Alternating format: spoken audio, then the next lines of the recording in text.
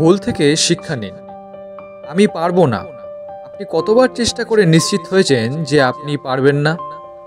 আমার দ্বারা সম্ভব নয়। কে আপনাকে নিশ্চয়তা দিয়েছে যে আপনার দ্বারা আর সম্ভব নয়? সব শেষ হয়ে গেছে। আপনি শুরুটা কোথায় দেখলেন যে শেষ বলছেন? অনেক সময় চলে গেছে। কোন ঘড়ির কাঁটা জানান দিচ্ছে যে সময় চলে গেছে? আমার কেউ সাহায্যকারী নেই। সবাই নিজেকে নিয়েই ব্যস্ত। আর এত সময় আছে যিনি আপনাকে সাহায্য করবে? আমি অনেক কষ্টে আছি। একজন মানুষের নাম বলুন যিনি বলেছেন আমি আরামের ভেতর থেকে সফল হয়েছি।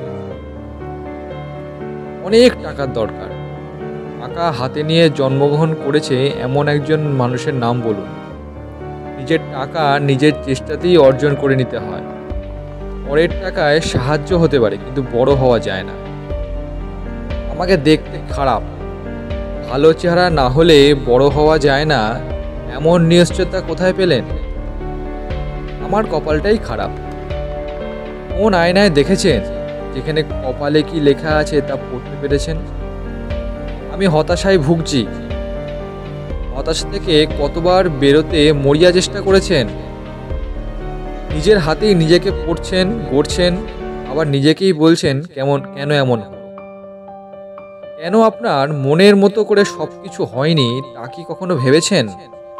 নিজের মনের ভিতরে একনিষ্ঠভাবে আত্মমন্থন, আত্মসমালোচনা করেছেন? যদি ভেবে থাকেন তাহলে এটাও নিশ্চিত বুঝতে পারবেন নিজের হাতেই নিজেকে আবার গড়তে হবে। নতুন করে নতুনভাবে জেগে উঠতে হবে। আর সময়ের অপচয় করা যাবে না। এই পৃথিবীতে নিজের কি অবদান রেখে যাবেন তা নিয়ে আর একবার ভাবুন। তাহলে আবার শুরু থেকেই প্রারম্ভ করি, বিগত দিনের ভুলগুলো থেকে শিক্ষা নিয়ে। সুতরাং সবাই আমরা ভুল থেকে শিক্ষা নেব। তাই আবার বলি, ভুল থেকে শিক্ষা নিন।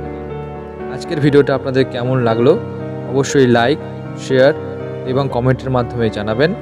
ভালো লাগলে অবশ্যই চ্যানেলটিকে সাবস্ক্রাইব করবেন। আমাদের সঙ্গে থাকার জন্য বেল আইকনটি প্রেস করবেন যাতে পরবর্তী ভিডিওগুলি আপনার কাছে খুব সহজেই পৌঁছে যেতে পারে। আজকের মতো বিদায়। সবাই ভালো থাকবেন, সুস্থ থাকবেন, আনন্দ থাকবেন।